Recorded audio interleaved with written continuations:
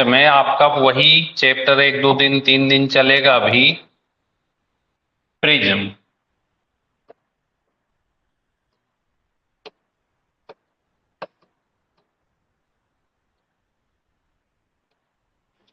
Prism सबसे पहले आज आप एक काम करो, 3 फार्मूले प्रिज्म के तैयार करें। नंबर 1, प्रिज्म का आयतन। प्रिज्म का आयतन बराबर आधार का क्षेत्रफल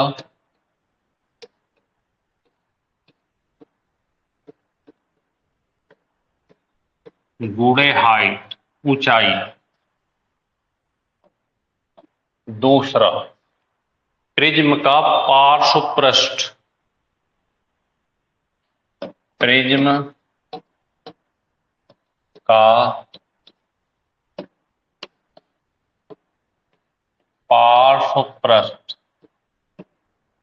बराबर आधार का परिमाप गुणे ऊंचाई।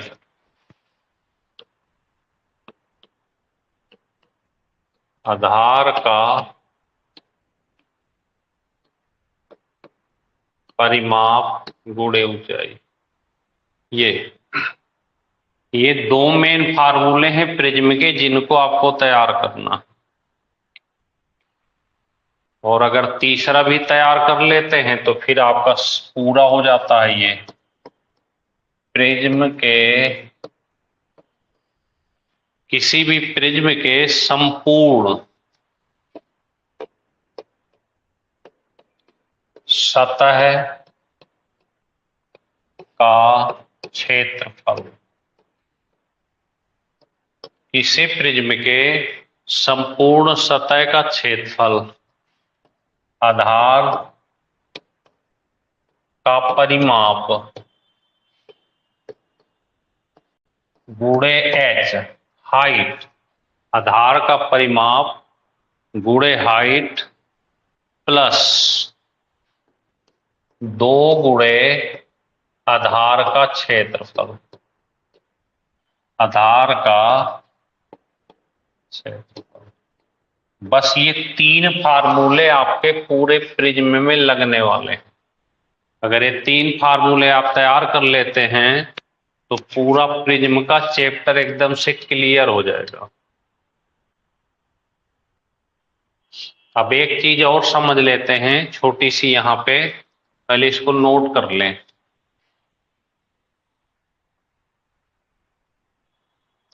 इसे नोट कर ले फिर समझाते हैं।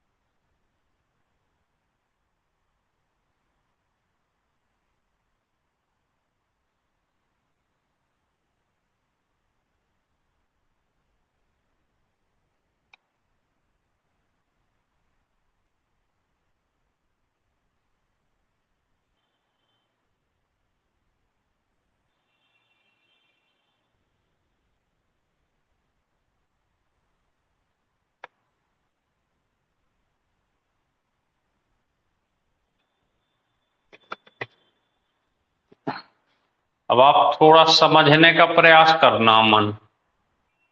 नमस्ते नमस्ते। इसको थोड़ा समझने का प्रयास करना। यहाँ पे ये समझना है आपको कि कोई प्रिज्म होगा,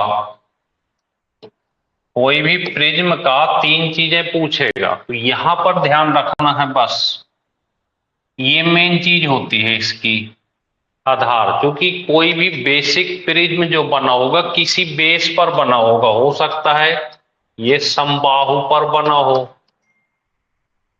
समबाहु त्रिभुज पर। हो सकता है ये समांतर पर बना हो सकता है ये समलंब ट्रेपेजियम पर बना हो सकता है ये राइट एंगल पर बना हो, समकोण पर बना हो। तो ये जो आधार का क्षेत्रफल यहाँ पे रखते हैं वो इनका रखते हैं हमेशा। जिस चीज पर प्रिज्म बना होता है उसके बेस का क्षेत्रफल यहां रखना है, बकाया कुछ नहीं है, सब कुछ वही है। तो जब यहाँ पे रखेंगे तो ये बताएगा कि किस पर ये प्रिज्म बना हुआ है। तो जिस पर समबाहु त्रिभुज पर बना है तो इसका रखेंगे, समांतर पर बना है इस पर, समलंब यानी ट्रेपेजियम पे बना है इस पर, समकोण पर राइट एंगल पर बना है तो इस पर। यहां क्षेत्रफल उसका आएगा जिस पर ये प्रिज्म बना होगा।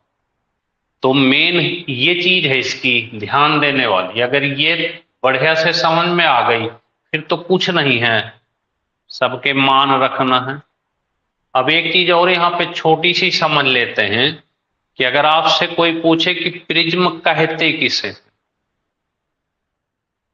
प्रिज्म होता क्या है, तो इसको थोड़ा सा और जान लेते हैं। ये तो केवल जानकारी की चीज है कि प्रिज्म होता क्या है, तो इसे हटा दें। अब